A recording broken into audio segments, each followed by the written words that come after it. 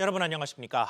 오늘 새벽 엔비디아의 급락 여파로 코스피가 본격적인 조정을 받고 있습니다. 장 초반에는 6,200선까지 내주면서 크게 하락했습니다만 현재는 시장이 흘러가면서 점차 하락분을 조금씩 만회하는 양상인데 증시 흐름 취재기자 연결해서 짚어보겠습니다. 김종윤 기자. 네, 김정준입니다. 네, 국내 증시 현재까지 흐름 어떻습니까? 네, 코스피는 개장 후 6,197로 급락한 뒤 6,150선까지 내렸다가 현재는 장중 6,200선을 회복했습니다. 1% 넘게 하락한 출발한 코스닥도 1,180선에서 약세를 벗어나지 못하고 있습니다. 코스피에선 외국인이 4조 1천억 원 넘게 매도 물량을 쏟아내고 있지만 개인과 기관이 각각 3조 7천억 원과 3,300억 원 이상 순매수하고 있습니다. 엔비디아 급락에 어제 7% 급등했던 삼성전자는 오늘 2%가량 하락하고 있고 SK하이닉스도 3%가량 빠졌습니다.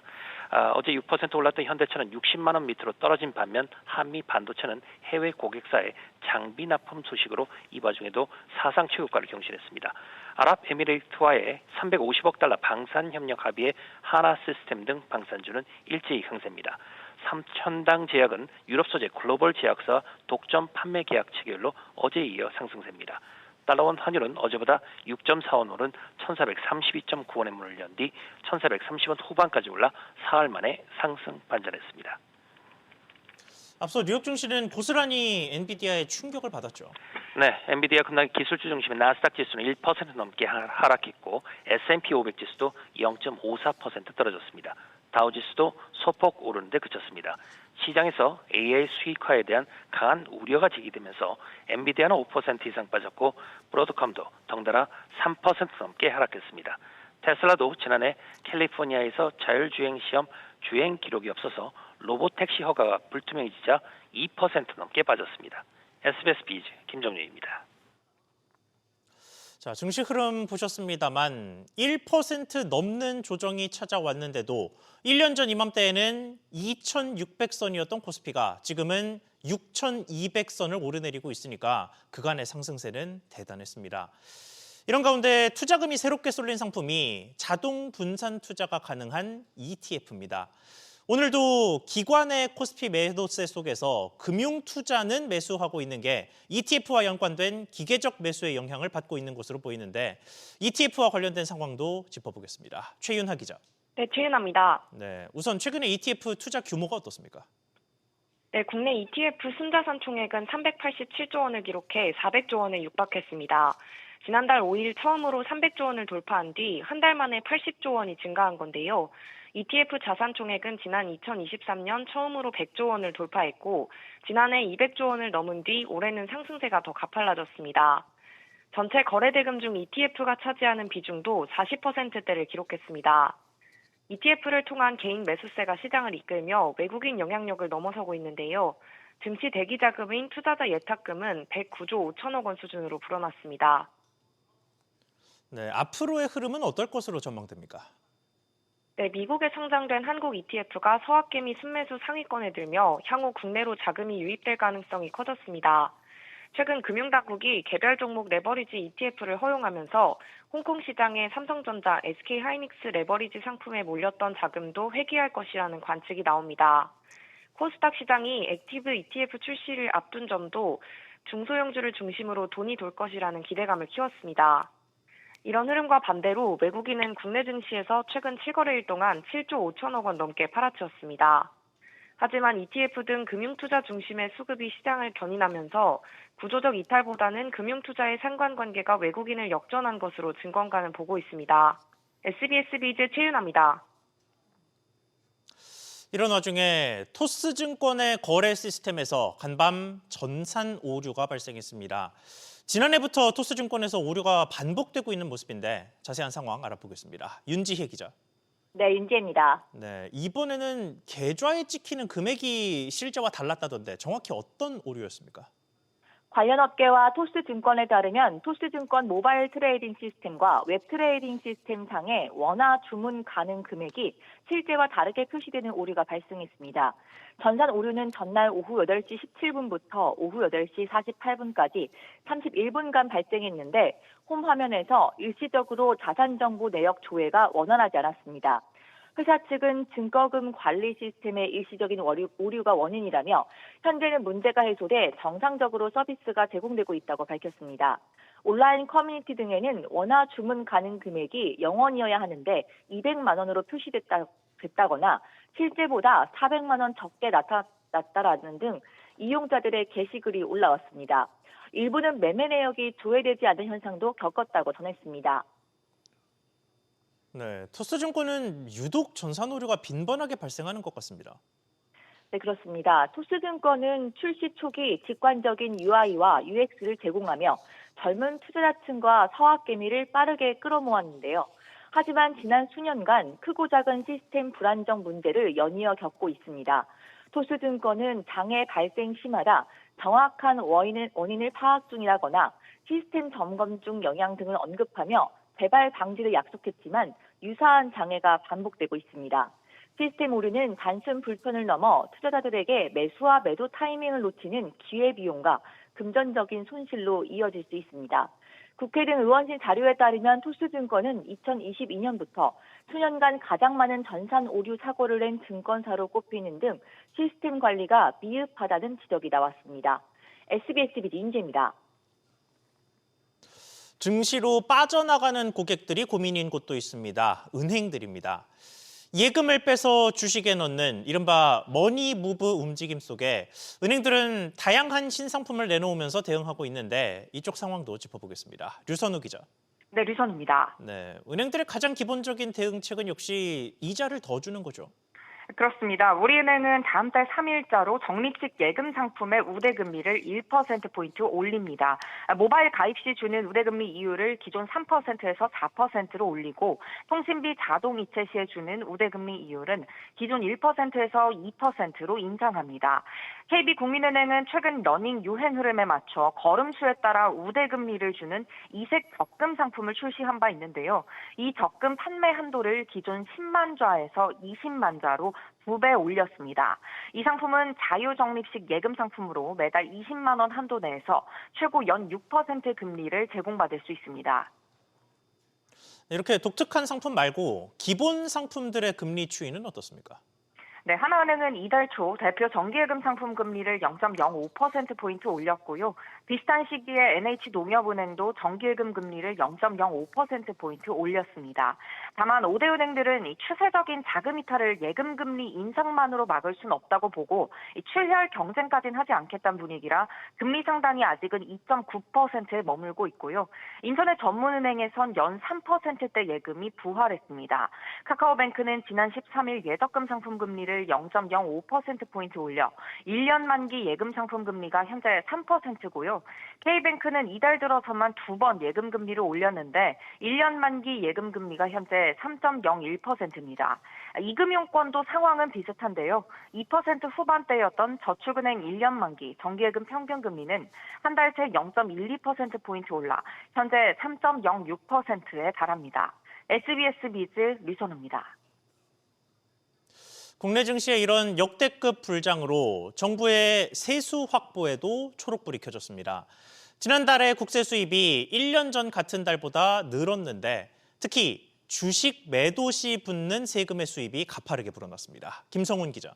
네, 김성훈입니다. 네, 일단 지난달 전체적으로 국세가 얼마나 더 거쳤습니까? 네, 지난 1월 전체 국세 수입은 52조 9천억 원으로 1년 전보다 6조 2천억 원 증가했습니다.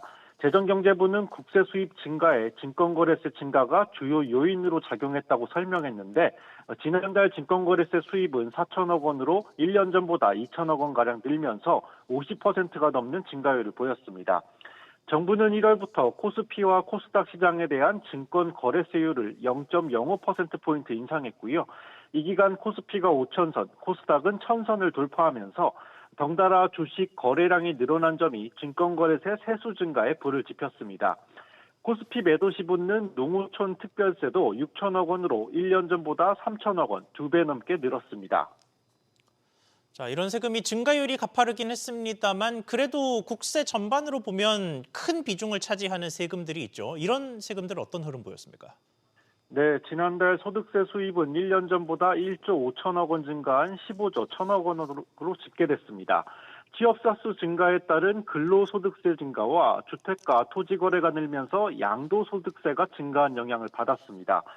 지난달 부가가치세도 환급 감소와 수입액 증가로 인해 26조 1천억 원으로 1년 전보다 3조 8천억 원 증가했습니다. 다만 재경부는 부가세 증가 요인인 환급은 1월에 한정된 영향인 만큼 연중 부가세가 늘어날 것이란 전망은 적절하지 않다는 입장입니다. 이 밖에 상속세와 증여세 수입은 같은 기간 3천억 원 늘어난 1조 1천억 원을 나타냈고 법인세 수익은 2조 7천억 원으로 1년 전과 비슷한 수준을 보였습니다. SBS 비즈 김성훈입니다. 세금 소식 하나 더 짚어보겠습니다. 증시 활성화를 위해 배당 강화를 유도하고 있는 정부가 세금 규칙 등을 통해 관련 세금의 정확한 기준을 제시하고 나섰습니다. 취재기자 연결해 보겠습니다. 지용배 기자. 네, 지웅배입니다. 네, 각종 시행 규칙 등으로 적자 기업에 대한 기준이 나왔던데 자세한 내용 전해주시죠. 네, 당기순이익이 마이너스인 적자 기업도 분리과세 대상에 포함되는데요. 후속 조치로 부채 비율이 200% 미만인 경우에 한해 배당 성향을 25%로 인정하고 1년 전보다 배당을 10% 이상 늘린 기업에 한해 혜택을 주기로 했습니다. 부채 비율을 보는 기준도 모호했는데요. 이번에 시행 규칙을 통해 연결재무제표를 원칙으로 삼기로 했습니다. 물론 연결재무제표가 없는 경우 별도 재무제표도 가능합니다. 과도한 재무 악화 기업까지 세제 혜택을 주는 건 맞겠다는 판단입니다. 네, 그리고 기업 투자와 관련된 세금 감면이 조금 더 확대됐다면서요? 네, 그렇습니다. 앞선 시행령에서 투자액의 일정 비율을 세금에서 깎아주는 통합투자세액공제 대상에 산업재해 예방시설을 포함시켰는데요. 이번 규칙에서 스마트 안전관제 시설과 드론, 무인 운반 협동 로봇 등 구체적 설비를 열거했습니다. 또 웹툰 제작비 세액공제 요건도 확정됐습니다. 플랫폼 등 유통사나 단순 투자사가 아닌 진짜 웹툰을 만드는 기업만 세금을 깎아주겠다는 게 골자입니다. 시나리오와 기획비, 디자인비와 편집비, 감수료 등이 제작비에 포함되고요. 업무 추진비와 광고 홍보비, 퇴직소득 등은 공제 대상에서 제외됩니다.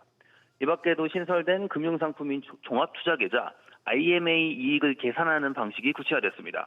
SBS 비즈 지웅배입니다. 다음 소식입니다. 이재명 대통령이 다시 부동산 SNS를 올렸습니다. 1주택자라도 투기 목적은 용인하지 않겠다는 의지를 내비쳤습니다. 이른바 똘똘한 한 채도 주거용이 아니라면 보유보다 매각이 나은 상황을 만들 것이라는 것으로 풀이되는데 취재기자 연결해서 알아보겠습니다. 이정민 기자. 네, 이정민입니다. 네, 기존에는 주로 다주택자를 겨냥하던 모습이었는데 이제는 1주택자 중에도 투기용 성격은 용인하지 않겠다 이런 의지를 밝혔습니다. 네, 이재명 대통령은 X에 올린 글을 통해 정책 수단을 총동원해 다주택자는 물론 주거용이 아닌 투기용 1주택자도 보유보다 매각이 유리한 상황을 만들 것이라고 밝혔습니다. 정리하면 전세를 살면서 갭 투자로 똘똘한 한 채를 사서 시세 차익을 거두고 있거나 부모로부터 도움을 받아 주택을 마련한 1주택자, 초고가 1주택자 등에 대해 보유할 경우 세금 부담을 늘리겠다는 의미로 해석됩니다. 네, 그렇다면 구체적으로 어떤 카드가 나올 수 있을 것으로 거론됩니까? 우선 실거주 여부를 들여다본 뒤 주택수, 가격 수준 등에 따라 세밀하게 가중치를 부여해 규제하겠다는 구상으로 익힙니다. 실내로 50억 원 이상 초고가 주택에 한해 공정 시장가액 비율을 높여 재산세, 종부세 부담을 높이는 방안 등이 거론됩니다. 이와 관련해 이 대통령은 초고가 주택은 선진국 수도 수준에 상응하는 부담과 규제를 안게 될 것이라고 강조했습니다. 네, 그리고 장기 보유 특별공제, 그러니까 오래 거주하면 세금을 깎아주는 제도도 손볼 거라는 의견이 많던데 대통령 역시 쇄신 의지를 보였죠. 그렇습니다. 이 대통령은 지난달 부동산 거래 시 대표적 절세 수단인 장기 보유 특별 공제에 대해 주거용이 아닌 투기용이라면 장기 보유를 이유로 세금을 감면해주는 것은 이상해 보인다며 조정 가능성을 시사했습니다.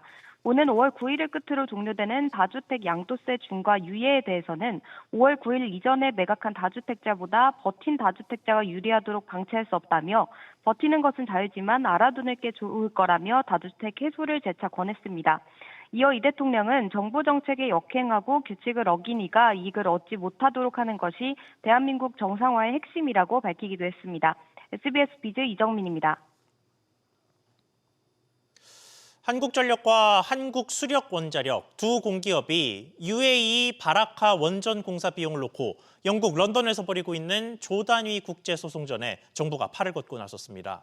막대한 소송비와 기술 유출 우려가 크니 일단 국내로 들어와 해결하라는 겁니다. 조슬기 기자. 네, 조슬기입니다. 네, 산업통상부가 한전과 한수원에 권고안을 발송했다고요. 그렇습니다. 한수원이 지난해 5월 영국 런던 국제중재법원에 신청한 국제중재를 국내 대한상사중재원으로 옮기라는 내용입니다. UAE 바라카 원전 건설 과정에서 공기가 최대 3년 지연됐고 한수원이 추가 비용 약 10억 달러, 우리 돈 1조 4천억 원을 한전 측에 청구하기 위해 국제중재를 신청하며 갈등이 격화되고 있었기 때문입니다. 지난해 국정감사에서 두 기관 간의 국제 분쟁으로 과도한 소송 비용이 발생할 수 있고 중재 과정에서 원전 관련 민감 기술이 해외로 유출될 우려가 있다는 지적이 나왔습니다. 산업부는 현재 영국에서 진행 중인 중재 사건을 국내로 가져오는 데 그치지 않고 양측이 향후 협의체를 마련해 후속 논의를 거쳐 갈등을 매듭짓기를 기대한다고 전했습니다. 네, 그러면 양측은 권고를 받아들입니까? 네, 일단 한전과 한수원은 이 권고안을 검토해 협의에 착수하는 한편 중재 중이라도 대화 협상을 통해 해결안을 모색하겠다라는 이 원론적인 입장을 밝혔습니다. 다만 이 싸움터를 국내로 옮기더라도 본질적인 문제는 그대로라 실제 합의까지는 넘어야 할 산이 많다는 평가를 받습니다. 1조 4천억 원의 이 비용을 양보하는 순간 경영진이 이 배임 책임에 직면할 수 있어 이사회 의결을 통한 합의 도출이 쉽지 않기 때문입니다. 당초 정부가 1분기 또 내놓겠다던 원전 수출 개편안 역시 현재로서는 불투명합니다. 한전은 수주 주도권을 놓지 않으려 하고 있고 한수원은 실제 기술을 가진 자신들이 전면에 나서야 한다고 맞서고 있어 진통은 계속될 전망입니다. SBS 비즈 조슬기입니다. 국내 철근 생산량 1위 업체인 현대제철이 지난달 인천 공장 철근의 절반을 뽑아내는 설비를 폐쇄해 업계의 구조조정이 본격화되는 것 아니냐 하는 우려가 커진 상황이죠. 일단 회사는 인력 감축 대신 전환 배치와 각종 지원책으로 고용을 떠안기로 사실상 확정했습니다. 박규준 기자. 네, 박규준입니다. 네, 그러니까 계속 이야기가 나왔던 인위적인 인력 감축은 일단 없는 거죠. 그렇습니다. 최종 노조 합의가 남아있긴 하지만 이 회사가 최근 세부적인 전환 배치 기준과 각종 지원책을 담은 내용을 직원들에게 안내했습니다. 회사는 어제 이번 공장 합리화 과정에서 직원들이 느낄 불안감을 충분히 인지하고 있다면서 긴 시간 고민을 통해 전배 기준과 처우안이 포함된 회사 입장을 설명한다고 했습니다.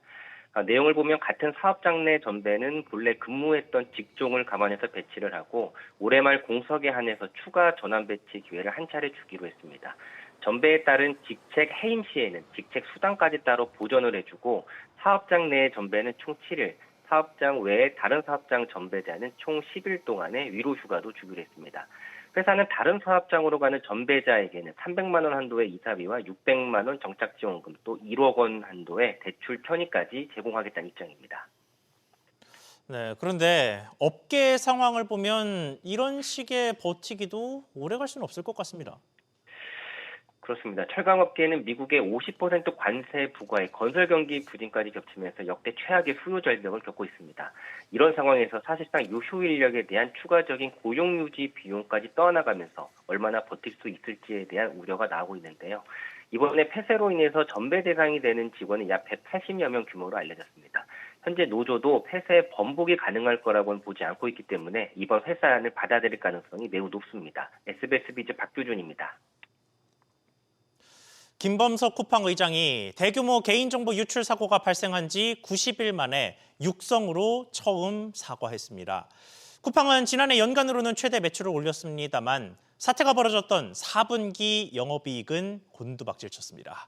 오정인 기자. 네, 오정인입니다. 네, 일단 김 회장이 구체적으로 뭐라고 사과했습니까? 네, 김 회장은 우리 시간으로 오늘 오전 쿠팡 실적 발표 컨퍼런스 콜에서 처음 육성으로 공개 사과를 했습니다.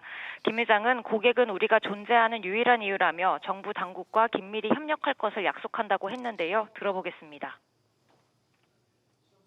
There is nothing more serious at Coupang than failing to live up to our customers' expectations. We know we have to do better, and we will. 네, 그리고 유출 사태에도 지난해 쿠팡 실적을 보니까 일단 매출은 사상 최대를 기록한 것 같습니다. 그렇습니다. 지난해 매출은 49조 1천억 원대로 1년 전보다 14% 늘었고 영업이익은 8% 증가했지만 유출 사태가 발생한 4분기만 보면 타격이 작지 않습니다. 4분기 매출은 12조 8천억 원대로 11% 증가했지만 직전 3분기와 비교하면 5% 감소했고요.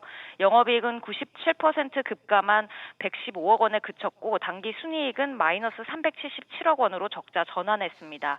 쿠팡은 이번 사고가 지난해 12월부터 매출 성장률과 활성 고객 수, 와우 멤버십, 수익성 전반에 부정적 영향을 준 것으로 분석하면서도 새해 들어 회복세를 보이고 있다고 밝혔습니다. SBS 비즈 오정인입니다.